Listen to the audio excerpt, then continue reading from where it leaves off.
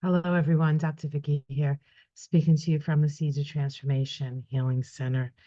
I have been trying to get information on Judge Alene Cannon, the judge that is in the documents case. Of course, you all know who she is. I don't have to get too specific, I'm sure, especially if you clicked on this video. But we can't seem to get a birthday. There's all different birthdays out there, a lot of obfuscation. We do know that she was born in Colombia, um, and she is, of course, not all that adept at judging because she is it would be like putting a preteen in charge of um, governmental policy, like not a lot of experience. Um, so she did go to law school, so that's good.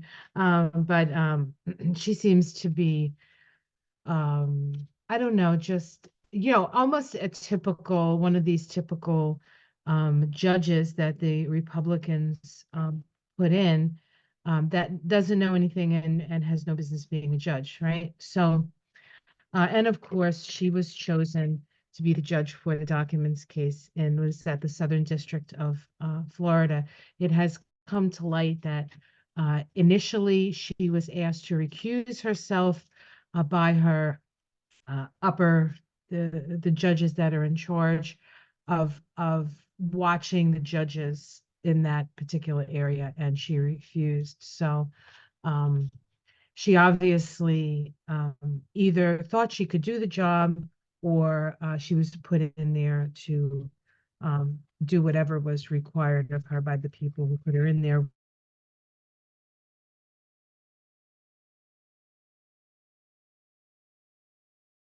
And it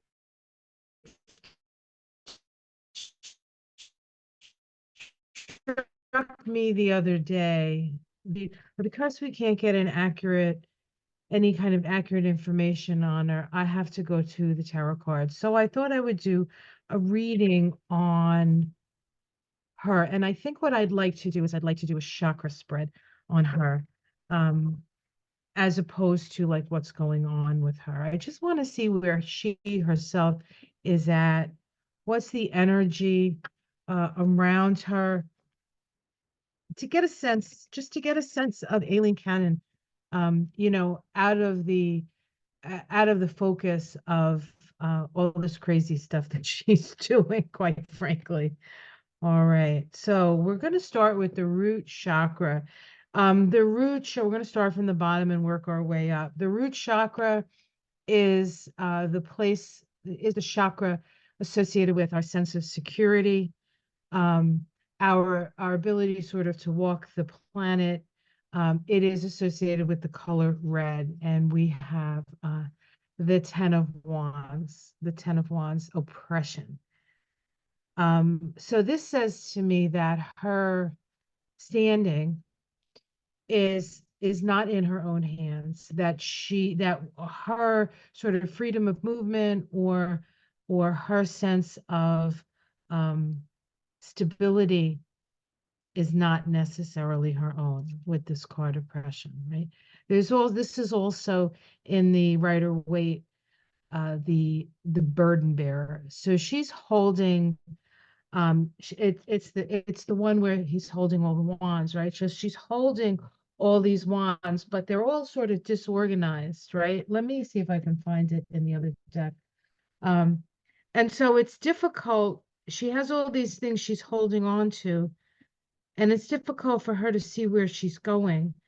This really speaks to me mostly of having too much responsibility, but not having the wherewithal to know how to best um, walk with it, right? So there's all these sort of ideas, details, different things. This is not a simplified energy, right? So that is her root. Now, the second chakra, the sacral chakra, the one associated with the color orange, that deals with our emotions, our feelings, our relationships. It is the belly chakra. This is the place where if people are attaching to you, sucking your energy, this is the chakra that's usually um, connected to that. It is the chakra of sex, money, and power. So let's see what we have there.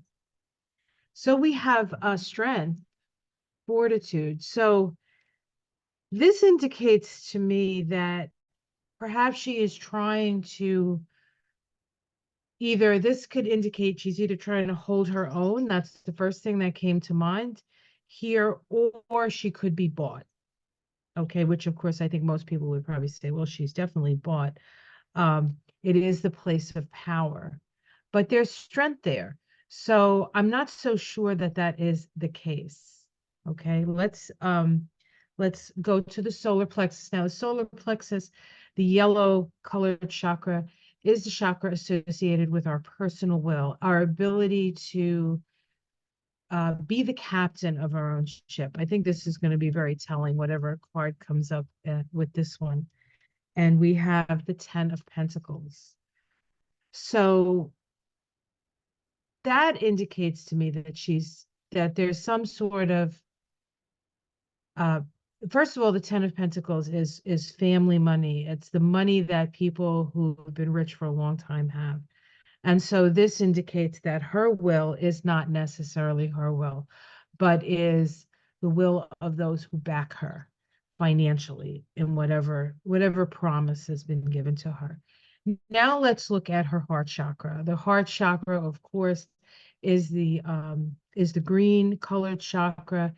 It is the place where we connect with our higher self. It is a place of balance and mediation. It is a place of love there. She has the chariot. She has the chariot. This is the Cancer. This is a Cancer energy. Um, she does feel like she has um a purpose. This is the chariot is a purpose card. The chariot is the energy of the soul incarnating through the body, through the personality to get the soul's work done. So there is a sense that she is, um, I don't want to say doing the Lord's work, but doing, although this is the Lord of Triumphant Light, but there's all lords in this deck. They're all called lords pretty much. Um, but I feel like in her heart of hearts, she thinks for some reason that she is doing what she is here to do. It is a major arcana. It's a very powerful card. So I'm not convinced that she doesn't truly believe that what she's doing is the right thing. Okay, whether we agree with her or not, that's what this card indicates. Um, her throat. The next chakra is the throat chakra. The throat chakra is how we communicate, our ability to communicate. It's also the chakra associated with the divine will, and it's where we co-create with spirit. So let's see what's going on in her throat. She has the Three of Wands there. The Three of Wands. So there is a strength there. Again, it is it's a in this deck, it's called the Sun in Aries. In the system I use, this is a Saturn card. It is associated with Bina on the Tree of Life, which is the place of the divine feminine. So again, there is something within her that she feels righteous in what she says. Okay. Third eye, her intuition. We have the death card here. This means change. So she's starting to see things, perhaps getting inclinations and having to let go of things that she had previously held on to or previously imagined or previously thought. That is going through a transformational process. Um, the Crown, and this is her connection to Source. The Eight of Cups. She's having some doubts. In fact, she's getting the sense that she might have to move away and move out of this situation. This is a Saturn and Pisces card. Saturn is in Pisces right now. But it is this sense of having done all that you could and having to turn her back. So that's the inclination that she gets here. So from these cards, I truly believe this is somebody who believes in what she's doing. She just doesn't have the practical knowledge to be able to uh, pull it off. And I think if she had the practical knowledge to pull it off, she would realize that she's going in the wrong direction. And I think it's starting to dawn on her.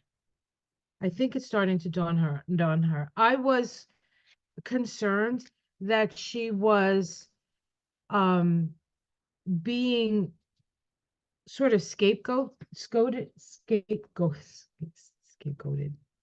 What did I almost say? I almost said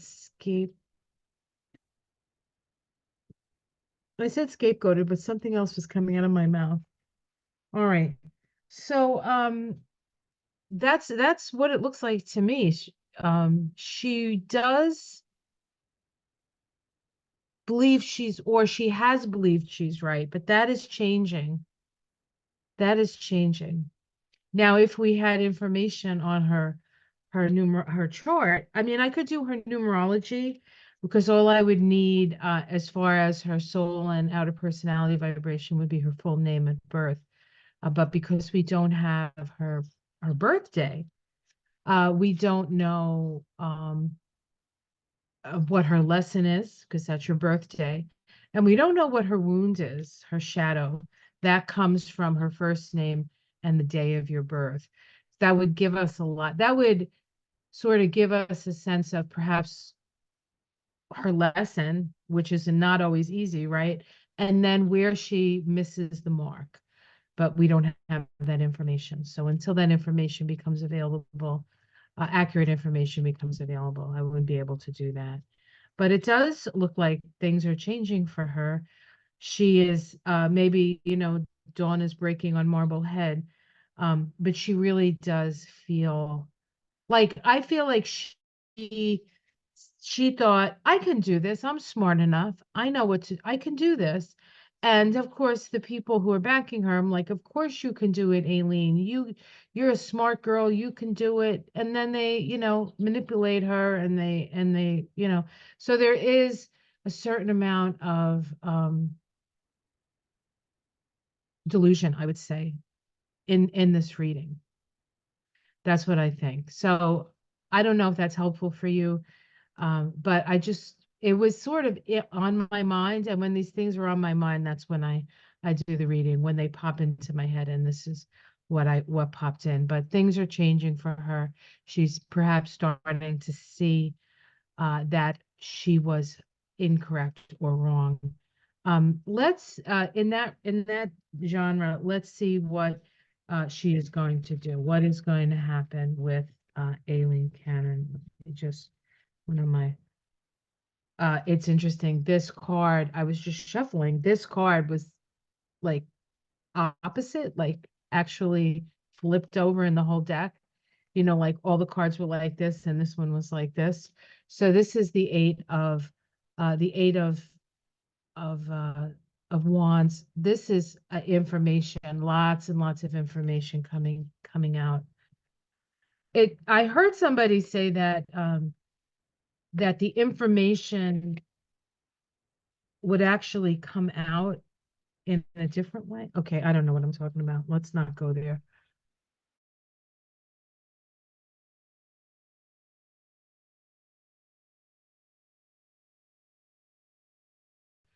Uh, Between now and the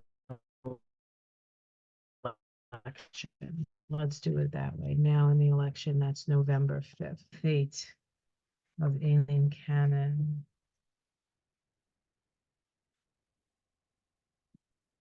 All right. So her immediate environment, the Seven of Wands, she is fighting off all comers, right? The Seven of Wands is the guy standing on the hill. It is called the Lord of Value. So she's showing some courage under fire. Let's see the challenge to that. The Six of Wands, victory. This is the sixes are always located in on the Tree of Life in Tippereth, which deals with it's a mediating influence. Its symbol is the scales of justice. And so really what's challenging her is the law, is justice, is that sense of excuse me, what is right. Okay. Underneath it, we have the Princess of Cups. This is an energy that's young and perhaps naive. So she has a naivete here underneath it all. In the past, we have that oppression card already. So I think they talked her up. They said, you can do it, Aileen, and then they dumped on her, right? And now she's stuck with all these wands that she doesn't know what to do, and she's trying to figure it out. But she doesn't have the ability, the wherewithal, and the really the experience to do it. She might be bright, but bright can only get you so far. You do need experience in these situations. In the sky, we have that fortitude card again. It looks like her chakra cards are coming up again. So there is strength here.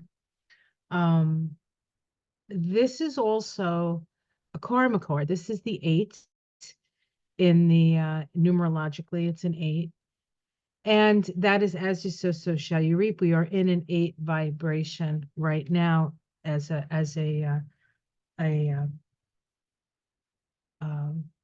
year vibration, right? We have the Two of Wands coming up. This is the card, and you know, I probably should have used this deck, but there is this sense of you know, doing what you've done, but then looking over the water for perhaps a way out, a way of extricating herself from the situation. I think that's what this card, the two of Wands means. And let me pull out the Rider Waite just to show you what I mean. Maybe if I can find it. Just use these cards, right? This is the Two of Wands. You see, she's done what she's done, and now she's looking how to sort of actually, maybe even leave the country. I don't know. I mean, I doubt she'll leave the country, but that's a something she's looking at further shores. She's like, well, I did what I did here. Now I'm looking forward to the future. And that may be the cushy job that they promised her with the 10 of Pentacles. What was that in the solar plexus, right? How it's seen from the outside, the Lord of Strife, the Five of Wands. So this is chaotic, right? We see her as chaotic, perhaps fighting herself, making things more complex than they need to be. Her domestic situation, the Four of Swords, this is again, she may be going someplace. Isolation, this is an isolation card, is a card of peace. I think that all this fire is too much for her. And either she feels like her home is um, um, her place of refuge, or she's planning a place of refuge. Interesting. Hopes and fears. The Three of Pentacles. This is money, right? And could be dark money. So I doubt she's fearing that. She may be hoping that she'll be compensated for all her stress. And we have the Fool at the outcome. So so she's going. She's out of this place. She's going to go to on a whole new journey. She might even leave the whole judgeship thing behind, and whatever monies that were promised her, she'll go live on an island somewhere. Underneath it all, we have the magician. That can be, in her case, I feel it's manipulation, the judgment card, the inevitability of that manipulation coming out, and the Knight of Pentacles. She's set up with some resources. So yeah, she's done. She's out um between now and I think everybody pretty much has seen that anyway. But it really does look like um it looks like she's pretty deluded about her own abilities. Reality kicked in. She's been fighting the good fight in the way that she considers a good fight, or the way her handlers consider a good fight. But she is about done, and she's going to have a nice little.